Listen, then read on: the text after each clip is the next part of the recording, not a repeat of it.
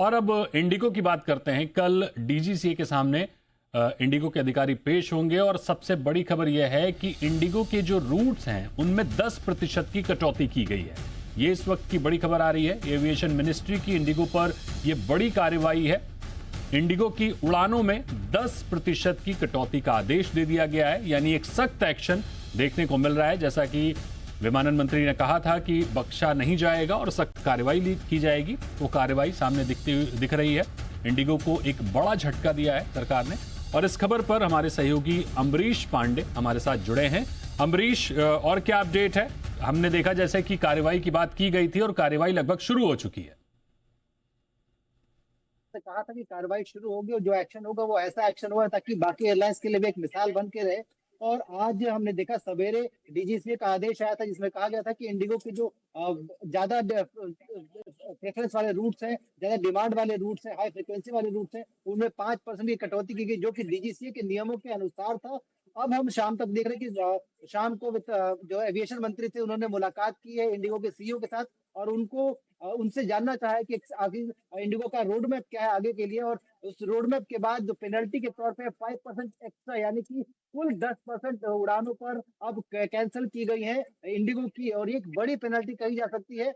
जिसकी हमने सवेरे भी बात की थी। सवेरे जी बिजनेस से 9:30 जब लाइव किया था तो कहा था कि 5 से 11% तक उड़ानों पर कर्टेल किया जा सकता है। और जी बिजनेस की खबर अब जाके सही होती दिख रही है, जहां पे 10% पर फैसला सरकार ने ले लिया है। यानी कि इंडिगो की कुल दिन भर की जो 2200 फ्लाइट्स है उनमें से लगभग 220 फ्लाइट्स को रद्द किया गया है। ये सारी फ्लाइट्स वो होंगी जो कि high frequency high demand route पे होंगी, यानी कि इन रूट पर बाकी एयरलाइंस के लिए रास्ते खुल गए हैं और लोगों की जो तकलीफ थी उसको अब लग रहा है कि एक असल में एक हल मिलता दिख रहा है। हालांकि इंडिगो का ये कहना था कि हमने ऑलमोस्ट जो पूरी हमारी कैपेसिटी थी उस पर हमने रन करना शुरू कर दिया है। आज भी लगभग 1950 से ज्यादा हमने फ्लाइट्स उड़ाई है और जो हमारा ओटीपी है वो बेहतर हो गया है। 85% कल का ओटीपी था, आज कहा जा रहा है कि 92% के आसपास ओटीपी आज का पहुंच गया है। तो लिहाजा जो इसकी फ्रीक्वेंसी थी वो तो बहाल हो चुकी है, लेकिन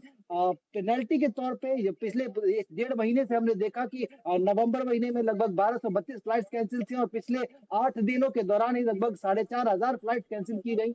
और ये सबके पीछे की वजह जो थी इंडिगो की पुअर प्लानिंग थी, एफडीटीएल के नियमों को इग्नोर करते रहने की जो एक्टिविटी थी उसकी पेनल्टी दी है। और कल एक बड़ा दिन है जिसमें कि इंडिगो के जो सीईओ और सीईओ है उनकी पेशी होनी है उस जांच कमेटी के सामने जो कि बनाई गई थी इस पूरे मामले की जांच के लिए। जी ठीक बात है अमरीश। इस पर मैं समझना चाहूंगा कि पहले खबर आ रही थी कि 5% कटौती की गई है इंडिगो की टोटल फ्लाइट्स में, अब ये 10% कंफर्म हो गया है।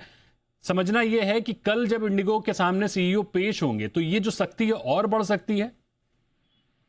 देखिए, अभी तक का जो एक्शन था वो इस बात को लेकर था कि आपकी पुअर प्लानिंग थी और आपकी पुअर प्लानिंग के चक्कर में जो लाखों यात्री परेशान हुए हैं उनकी जो रिम्बर्समेंट, उनका जो रिफंड था वो उनको नहीं मिला, उनका बैगेज उनको नहीं मिल पाया था और आपकी वजह से कई यात्रियों को 10 गुना ज्यादा तक किराया देकर जाना पड़ा था। तो ये पेनल्टी इस वजह से कि आपके पास कैपेसिटी नहीं थी और आपने ज्यादा फ्रिक्वेंसी ले ली, ज्यादा फ्लाइट की मंजूरी ले ली और उस मंजूरी के बाद आप उड़ान नहीं भर पाए, उस बात की पनिशमेंट है ये कर्टेल करना। इसके बाद कल की जो मुलाकात होगी उसमें और ज्यादा एक्शन हो सकता है, क्योंकि अब तो जो उनकी गलतियां थी, चाहे वो रिफंड को लेकर हो, चाहे वो यात्रियों की प्लानिंग को लेकर हो, चाहे वो कैंसिलेशन को लेकर हो, चाहे सही समय पर अपडेट नहीं देने को लेकर हो, इस बात को लेकर सारी जो चीजें उनको लेकर डीजीसीए कल पूछताछ करेगा, जांच समिति कल पूछताछ करेगी और बाकी इसके आगे का जो एक्शन होगा वो नियमों के अनुसार उन चीजों को लेकर होगा। यानी कि इंडिगो की यात्रियों की मुश्किल तो अब धीरे धीरे आसान होती जा रही है, लेकिन इंडिगो की मुश्किल अब यहाँ से बढ़ने वाली है।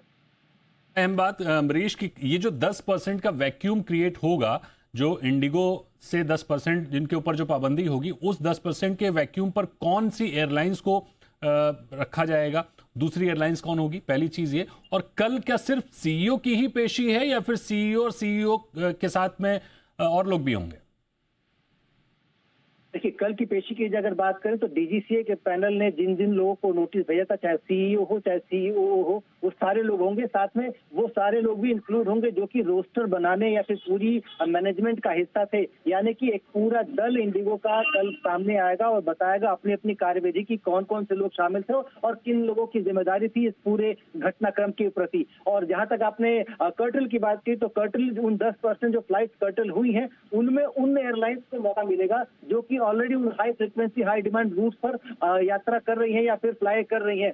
मसलन Air India Express, Spice Jet, go, Akasa, ये सारी जो एयरलाइंस है वो उनके लिए एक प्रेफरेंस रहेगा, क्योंकि ऐसे हाई डिमांड रूट पर ऑलरेडी वो एग्जिस्ट करती हैं। उनको बस अपनी फ्रिक्वेंसी बढ़ाने की जरूरत है। और यात्रियों पर जो इम्पैक्ट की बात आप कर रहे हैं, तो यात्रियों पर जो इम्पैक्ट है उसको हम बहुत कम मानते हैं, क्योंकि इंडिगो ऑलरेडी जो उसकी सेड फ्रिक्वेंसी थी या सेड जो फ्लाइट लिमिट थी, उससे ऑलरेडी कम लिमिट पे वो उड़ान भर रहा था। लेकिन यात्री कैंसिलेशन की वजह से यात्रियों के पास कोई ऑप्शन नहीं था। अब अगर बाकी एयरलाइंस उस पर उड़ान भरती है तो इंडिगो की कर्टेल करने और या उनके बाकी सामने जो ऑप्शंस होंगे उसके साथ यात्रियों के पास एक एक्स्ट्रा रूम मिल जाएगा ताकि वो यात्रा कर सकें। और दूसरी सबसे अहम बात की जो एयर फेयर कैप लगाया है सरकार ने, वो तब तक नहीं है जब तक ये स्थितियां पूरी तरह से ठीक नहीं रहती। यानी कि एयर फेयर का जो सहारा है वो यात्रियों को मिलता रहेगा और फ्रीक्वेंसी बढ़ जाने से, बाकी एयरलाइंस के सामने आ जाने से हाई डिमांड और हाई फ्रीक्वेंसी रूट पर यात्रियों की मुश्किल बहुत कम होती रहेगी। बिल्कुल, ये तो खबर हुई इंडिगो को लेकर कि कल का दिन इंडिगो के लिए बहुत